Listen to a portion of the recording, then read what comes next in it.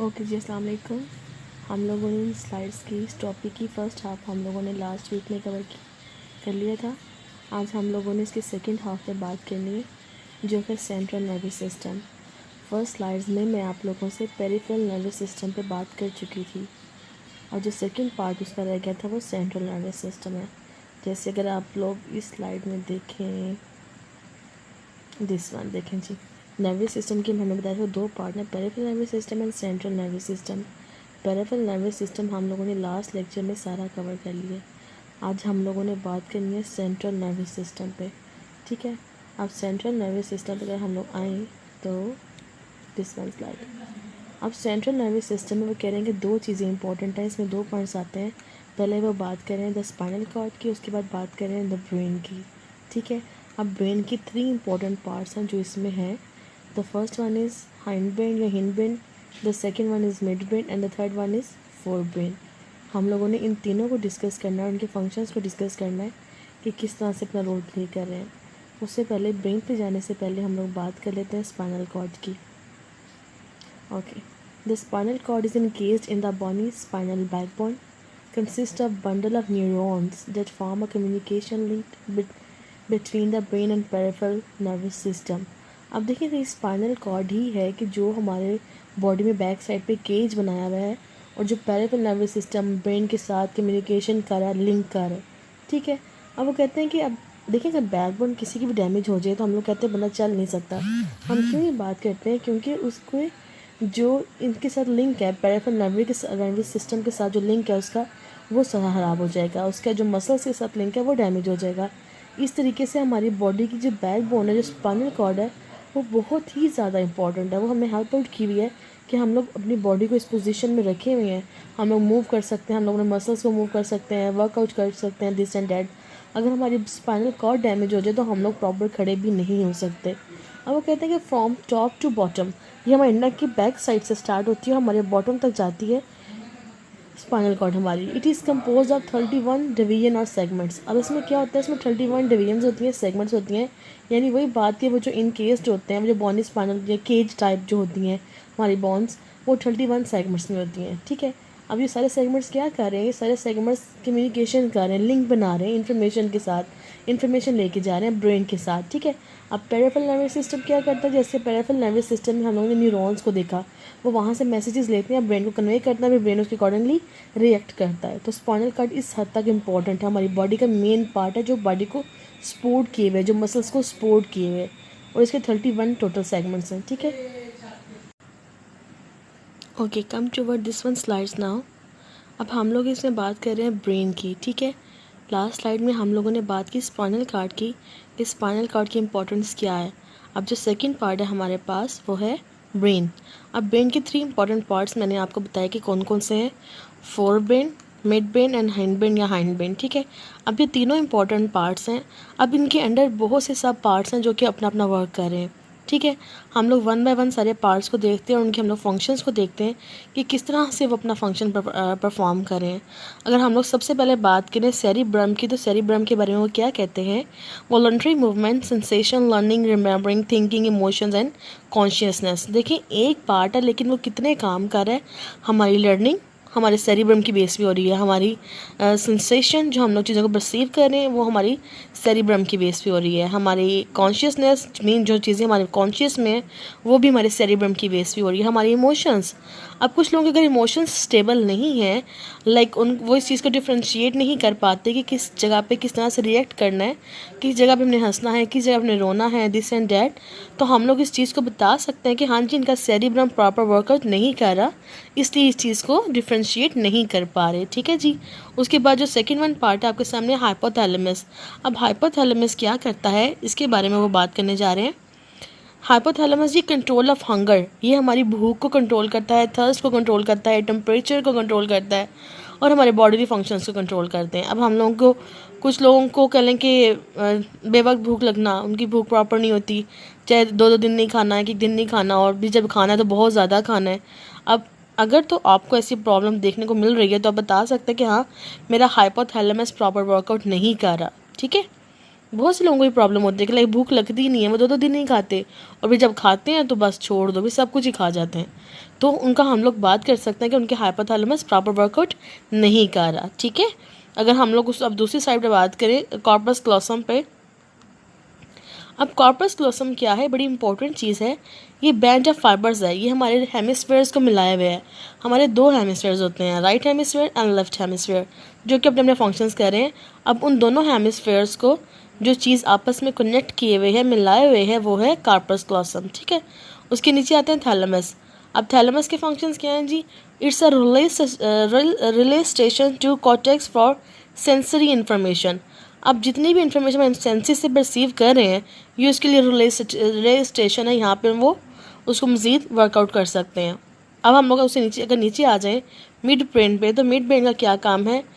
It's a conduction and switching centre. वही बात है कि जो इन्फॉर्मेशन रिले हैं, ये उनको स्विच कर सकता है, इन्फॉर्मेशन को पासिंग आउट कर सकता है, ठीक है। ओके, उसके बाद अगर हम लोग बात करें सेरिबेलम की, यहाँ पे मैंने आपसे बात की सेरिब्रम की। अब ये जो ये पार्ट आपको नज़र आ रहा है, ये सेरिबेलम है। अब सेरिबेलम के क्या काम है जी? It's a muscle tone, body balance, coordination of skilled movement. अब जितनी हमारी बॉडी मूवमेंट कर रही है, ठीक है, जितने उसकी हरकतें हो रही हैं, वो सारी सेरिबेलम की बेस पे हो रही हैं। हमारे मसल्स किस तरह से मूव कर रहे हैं, कैसे वर्कआउट कर रहे हैं, ये सारा सेरिबेलम कंट्रोल कर रहा है। हमारी बॉडी बैलेंस वे में है कि नहीं है, ये सारा सेरिबेलम कंट्रोल कर रहा है, ठीक है। अब उसके नीचे आता है जी रेटिकुलर फॉर्मेशन। अब ये क्या काम करते हैं? ये अराउजल में काम करते हैं, अटेंशन में काम करते हैं, मूवमेंट में काम करते हैं, रिफ्लेक्सेस में काम करते हैं। मीन हमारी बॉडी को अराउज करते हैं किसी भी काम के लिए। अगर हम लोग कोई काम करना चाह रहे हैं या हमारे साथ कोई भी एकदम से कुछ भी हो जाता है, तो हमारी बॉडी को अराउज करते हैं कि उसके भी हमने एक्शन करना होता है, ठीक है। और मूवमेंट, हमारे मूवमेंट पे काम कर रहे हैं, हम किस तरह से हरकत कर रहे हैं, टेंशन पे, कि हम चीज़ों को फोकस कैसे कर रहे हैं, इन सब चीज़ों पे काम कर रहे हैं। उसके नीचे वही स्पाइनल कॉर्ड आ गया, जैसे मैंने आपको पिछले भी बताया कि कंडक्शन पास है मोटर एंड सेंसरी इम्पल्सेस, कि जो हमारी मोटर और सेंसरी इम्पल्सेस हैं उस पर वर्कआउट करें। मोटर और सेंसरी का मैंने आपको पेरिफेरल नर्वस सिस्टम में बताया था, ठीक है। अब अगर हम लोग इस साइड पे आए तो इसमें वो बात करें पिट्यूटरी ग्लैंड की एंड मेड्यूला की। पिट्यूटरी ग्लैंड हमारी बॉडी के बड़े इंपॉर्टेंट ग्लैंड है, और ये बड़े ही कह लें कि इसको हम लोग मास्टर ग्लैंड भी कहते हैं। ये हमारी एंडोक्राइन सिस्टम में होते हैं। मैं नेक्स्ट स्लाइड पे आती हूँ कि एंडोक्राइन सिस्टम में किस तरह से वर्कआउट करते हैं। अब उसके नीचे लास्ट पार्ट हमारे पास रह गया ब्रेन का, वो है जी मेडोला। अब मेडोला क्या करते हैं? ये है centre for control over breathing. Mean हमारे सांस को कंट्रोल करते हैं, हमारे ब्रीथिंग सिस्टम को कंट्रोल करते हैं। स्वेलिंग, डाइजेशन, हार्ट रेट, हमारे हार्ट रेट को कंट्रोल कर रहे हैं मेडोला। अगर कुछ लोगों को लगता है कि उनकी हार्ट बीट बहुत या बाज़-औक़ात ज़्यादा ही रहती है, रैपिड रहती है, तो वो इस चीज़ पे फोकस कर सकते हैं कि मे बी उनकी मेडोला में कोई इश्यू है, ठीक है।